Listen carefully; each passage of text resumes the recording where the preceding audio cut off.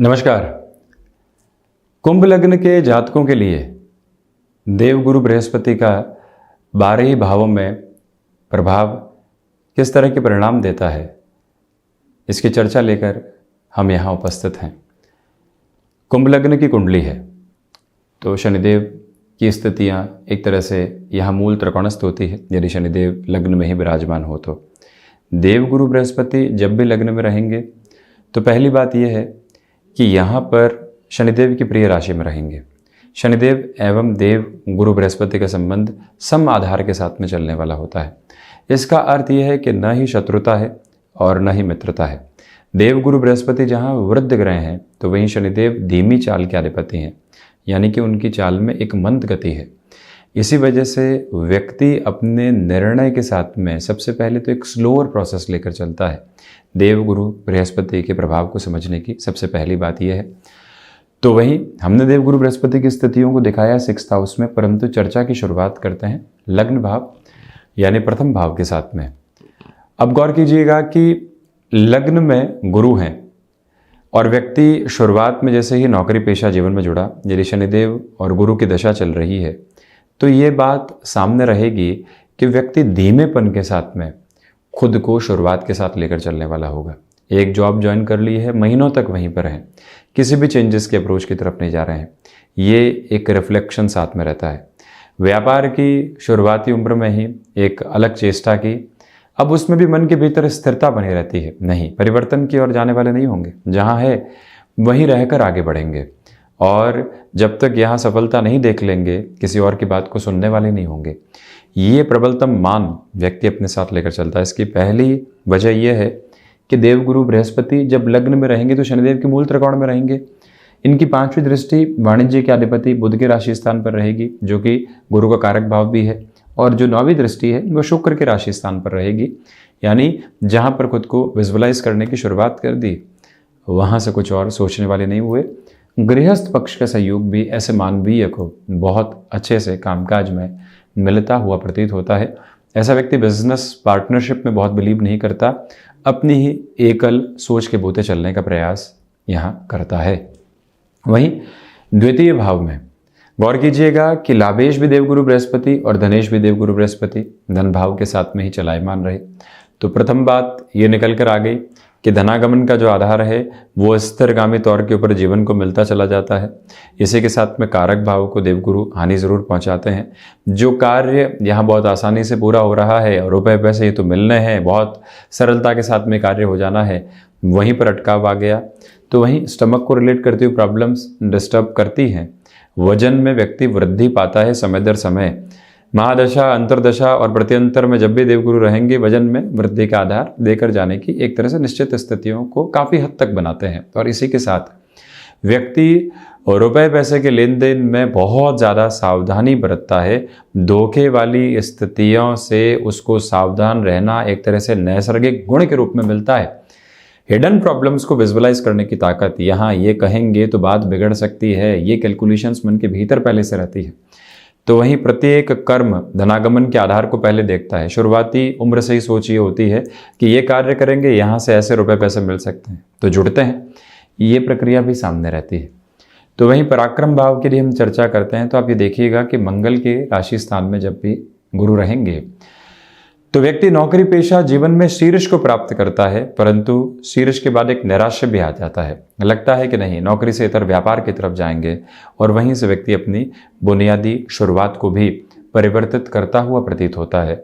इसी के साथ में गृहस्थ पक्ष का सहयोग तो उसको मिलता है, परंतु गृहस्थ के साथ मन मुटाव और साथ ही साथ में उनके स्वास्थ्य को लेकर कुछ चिंताएं निरंतर देखी जा सकती है, क्योंकि देवगुरु का प्रभाव सूर्य के राशि स्थान पर तृतीय केंद्र पर हो जाता है। तो ये दुविधा भी रहती है साथ। परंतु ये गौर कीजिएगा कि यात्राओं से संबंधित कामकाज में सफलता उसके साथ जीवन भर बंधी रहती है। इनकम की तरफ जाना, इन्वेस्टमेंट को साथ लेकर चलना, सामाजिक सरोकारों में अपना नाम खड़ा करने के लिए क्या करना है उस प्रक्रिया को भी अपना कर चलना, ये सारी ही व्यवस्थित स्थितियां ऐसे व्यक्ति विशेष के सामने रहा करती हैं। चतुर्थ भाव में गुरु हो तो ऐसे व्यक्ति के लिए रिसर्च संबंधी कामकाज, मेडिकल फील्ड में एडवांस स्टडीज की पोजीशन, लेक्चरर संबंधी स्थितियों के साथ में जुड़ने के बाद में अपने ही इंस्टीट्यूट आदि को एस्टेब्लिश करने की प्रोबेबिलिटीज का जुड़ना, अंत तो गत्वा पूरी दुनिया घूम लेने के बाद में अपने नेटिव के साथ में कोई न कोई शुरुआत करना, ये भी क्रम रहता है। माता का आशीर्वाद ऐसे व्यक्ति के लिए लंबे समय तक बना रहता है। सर्विस इंडस्ट्री संबंधी कामकाज में व्यवस्थित क्रम ऐसा व्यक्ति देखने वाला होता है, तो वहीं उसकी ऊर्जा और उसका अनुशासन देखते ही बनता है। उसे ये मालूम रहता है कि किस समय अपनी जो पोजीशंस है उसको कहीं से हटाने की ज़रूरत है। दोस्तों के साथ हैं, 9 बज गए हैं रात के, उसके बाद में नहीं रुकना है, ये हमारे मन में संकल्प है। खर्चों पर कहाँ नियंत्रण रखना है ये बहुत अच्छे से मालूम है, परंतु सामाजिक स्थितियों में कहाँ खर्च करना है ये भी बहुत अच्छे से पता है। परंतु ऐसा व्यक्ति लोगों के बहकावे में आकर कई बार खर्चों के साथ में भी जुड़ता है, तो वहीं जो खुद के लिए आगे जाकर संतति के साथ में संबंधों का आधार होता है, उसमें कई बार तल्खियाँ भी देखी जाती है। पंचम की बात करें, शेयर मार्केट संबंधी स्थितियों में वैचारिक विद्रोह रहते हैं। शुरुआत में असफलता के बाद व्यक्ति ऐसे कार्यों को छोड़ भी देता है।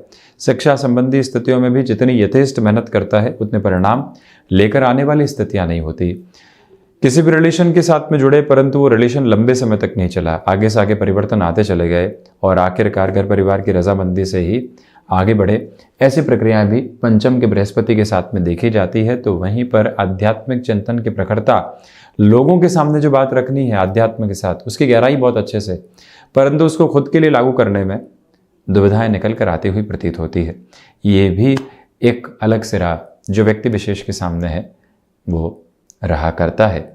वहीं आप ये भी देखिएगा कि ऐसे व्यक्ति की आत्मविश्वास में प्रचुरता रहती है, क्योंकि देवगुरु बृहस्पति शनिदेव के मूल त्रिकोण को देखने वाले हो जाते हैं। षष्ठ भाव में देवगुरु उच्चस्थ हो गए। वक्री हो तो फलाफल में कमजोरी, परंतु यदि मार्गीय आधार के साथ में हो, अंशगत व्यवस्थाओं में 10 अंशों से लेकर 23-24 अंशों तक भी हो और उसमें भी मित्र नक्षत्र आधार में हो, तो समझ लीजिए व्यक्ति फाइनेंशियल बर्डन बढ़ाने में बिलीव नहीं करता। लिवर से संबंधित समस्याएं उसको कई बार घेरने वाली हो जाती है। ये दिक्कत दुविधा भी साथ साथ चला करती है। दूसरी ओर एक और जो परेशानी का सिरा सामने रहता है वो ये कि शत्रु पक्ष के साथ में कई बार व्यक्ति वैचारिक विद्रोह में उलझता है और उनको मौका दे देता है कि वो आगे लंबे समय तक गांठ बांध कर रखे उस शत्रुता की। ऐसे सिरों से व्यक्ति को संभलना चाहिए। तो वहीं खर्चों पर नियंत्रण उसे बहुत अच्छे से मिलता है। विदेश संबंधी कार्यों के साथ में फैसिनेशन लगातार चला करती है। सप्तम में देवगुरु हो तो पहली बात आप ये देखें कि अपने मूल त्रिकोण को देखने वाले हो जाते हैं। ऐसा व्यक्ति व्यापारिक जीवन में खुद को एक तरह से जोड़ता है सुनिश्चित उम्र के बाद में, यानी कि जिस उम्र के बाद में उसके साथ में फाइनेंशियल स्टेबिलिटी आ जाती है, वहाँ से खुद को जोड़ना एक प्रक्रिया रहती है।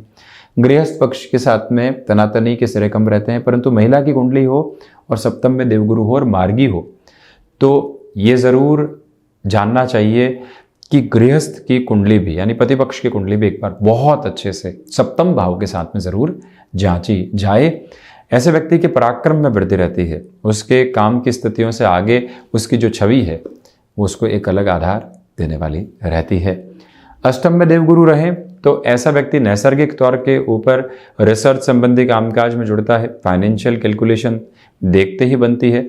विदेश संबंधी कार्यों में जो निर्णय होने चाहिए उसमें धीमापन रहता है। वजह यह है कि अष्टम में बलि देवगुरु हो, शत्रु राशि स्थान में हो जाते हैं और नीचस्थ राशि स्थान को देखने वाले होते हैं। इतना सपोर्ट नहीं रहा करता। हालांकि व्यक्ति को जब भी धनागमन की आवश्यकता होती है वो तीव्रता ऐसे सिरे में साथ बनी रहती हुई भी प्रतीत होती है। नवम भाव में देवगुरु रहे तो आध्यात्मिक चिंतन में प्रखरता रहती है।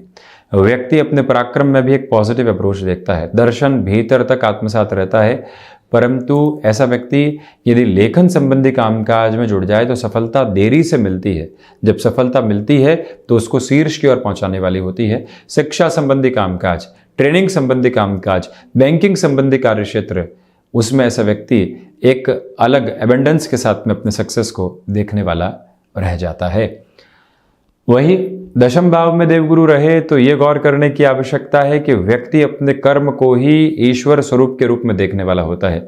धनागमन के सिरे उसको व्यवस्थित स्तर पर आगे बढ़ाते हैं।